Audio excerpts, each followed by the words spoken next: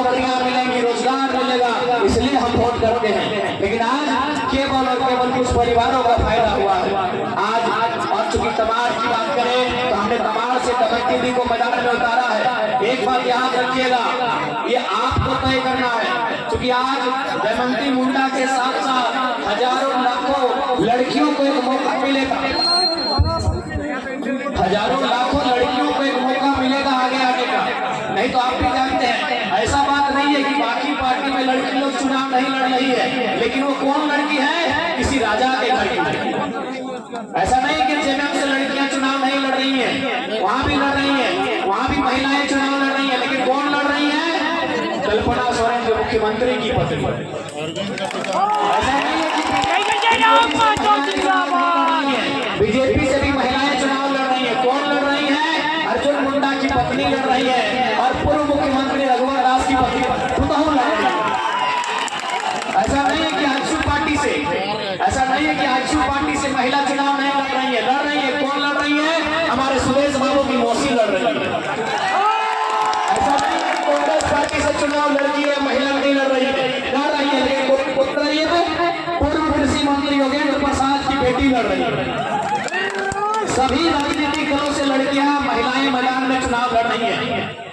बंधु तिर्की की बेटी चुनाव लड़ रही है, लेकिन जयराम महतो की खासियत है, गांव के गरीब महिला दमयंती मुंडा चुनाव लड़ रही है। ऐसा नहीं है कि बाकी पार्टियों में महिलाएं चुनाव नहीं लड़ रही। बीजेपी में भी महिलाएं चुनाव लड़ रही हैं, आजसू में भी महिलाएं चुनाव लड़ रही हैं, कांग्रेस में भी महिलाएं चुनाव लड़ रही हैं, जेएमएम में भी महिलाएं चुनाव लड़ रही हैं, लेकिन वो या तो विधायक की बेटी है, या तो विधायक की पत्नी है, या तो विधायक की मौसी है। इसलिए अब आपको तय करना है कि भारत देश जिसे हम लोकतांत्रिक देश कहते हैं, भारत देश जिसे हम प्रजातांत्रिक देश कहते हैं, भारत देश जिसे हम गणतांत्रिक भारत कहते हैं, उसे प्रजातांत्रिक बना के रखना है या उसे राजतंत्र बनाना है, ये जनता को तय करना है। यदि प्रजातंत्र बनाना है, यदि प्रजा का शासन चलाना है, यदि प्रजा की बात होगी, यदि प्रजा का राज चलाना है, तो याद रखिएगा कल्पना सोरेन, चित्ता सोरेन और सुनीता चौधरी और अर्जुन मुंडा की पत्नी जैसी महिलाएं नहीं, गांव की एक गरीब महिला दमयंती मुंडा जैसी बेटियों को मौका दीजिए, तभी लोकतंत्र बचेगा, तभी लोकतंत्र जिंदा रहेगा। हमें महिलाओं से कोई शिकायत नहीं है। हमने पहले कहा हमारा पार्टी किसी महिला को लेकर कोई किसी प्रकार का आलोचना करती अपने उस विषय में बात नहीं करता, लेकिन हम एक उदाहरण दे रहे हैं कि जो भी महिलाएं चुनाव लड़ रही हैं वो राजघराने से संबंध रखती है। राजघराना का मतलब विधायक का परिवार, सांसद का परिवार, और वो लोकतंत्र की अच्छी निशानी नहीं है। इसलिए आज अगर लोकतंत्र की अच्छी निशानी को आपको देखना है तो जेएलके पार्टी में आके देखिए, चाहे वो दमयंती मुंडा हो या कोई और प्रत्याशी हो, हम लोगों ने ऐसे प्रत्याशियों को मैदान में लेकर आए हैं जो गांव गरीब मजदूर किसान परिवार की बेटी है, किसान मजदूर परिवार के बेटे हैं। इसलिए आप सभी से आग्रह है कि आप, ये जीत दमयंती मुंडा की नहीं होगी, ये जीत जेएलके जयराम महतो की नहीं होगी, ये जीत हजारों लाखों युवाओं की, किसानों की, मजदूरों की।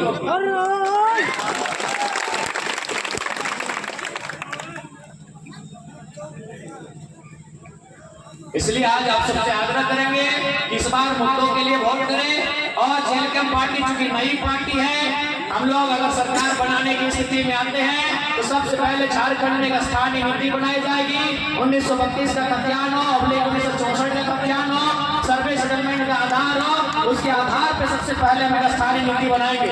और जहाँ तक तमाड़ का प्रश्न है, हम लोग 5 परगना की धरती में एक नया जिला, बुंडू को जिला और तमाड़ को अनुमंडल बनाएंगे।